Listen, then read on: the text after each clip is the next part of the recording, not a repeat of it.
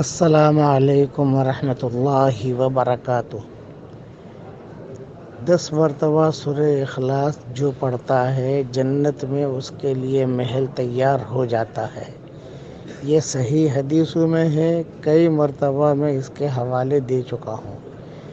آج میں آپ حضرات سے درخواست کرتا ہوں، اس میں جو ہماری مائیں بہنیں معذور ہیں وہ ابھی نہ پڑھیں، جب بھی وہ فارغ ہو جائیں پھر وہ پڑھ لیں، لیکن اگلا مضمون دھیان سے سن لیں۔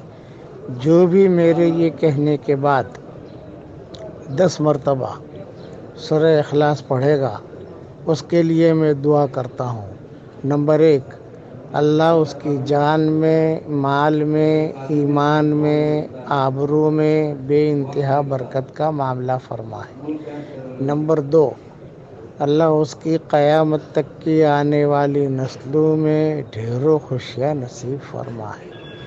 نمبر 3، اللہ تعالیٰ اس کو اور اس کی قیامت تک کے آنے والی نسلوں کو دنیا میں بھی جنت دے، مرنے کے بعد بھی جنت دے۔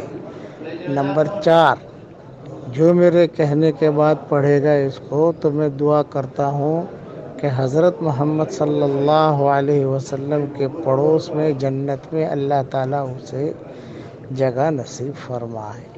نمبر 5، جو بھی میرے کہنے کے بعد 10 مرتبہ سورہ اخلاص پڑھے گا تو میں دعا کرتا ہوں کہ اے اللہ، جنت میں تو محل آپ دیں گے ہی دیں گے، لیکن دنیا میں بھی ان کو محل دے دیجئے، آپ ہر حال میں قادر مطلق ہے۔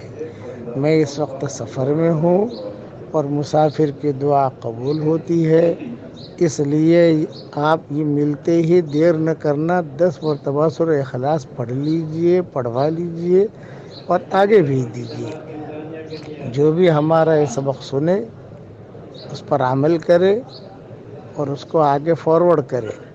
اے اللہ، اس کے دل میں جو جائز مرادیں ہوں ان مرادوں کو عافیت سے پوری فرما کر اس میں خیر کی شکلیں اور صورتیں پیدا فرما۔ اس لیے اب اس میں دیر نہ کرنا، آپ فوراً پڑھ لیجئے، آگے بھیج دیجئے۔ جتنے لوگ پڑھیں گے آپ کو بھی ثواب ملے گا، مجھے بھی ثواب ملے گا۔ اور صحیح حدیثوں میں ہے کہ میں آپ کو اس وقت سکھا رہا ہوں تو ساری مخلوق میرے لیے دعا میں لگ گئی۔ لَيُصَلُّونَ عَلَى مُعَلِّمِ النَّاسِ الْخَيْرَ، یہ حدیث شریف میں آتا ہے۔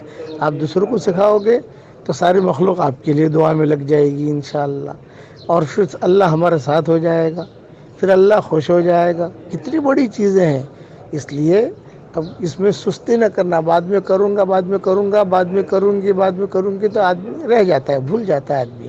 فوراً پڑھ لیجئے، دعائیں بھی لے لیجئے اور جنت میں تو محل ملے گا ہی ملے گا انشاءاللہ۔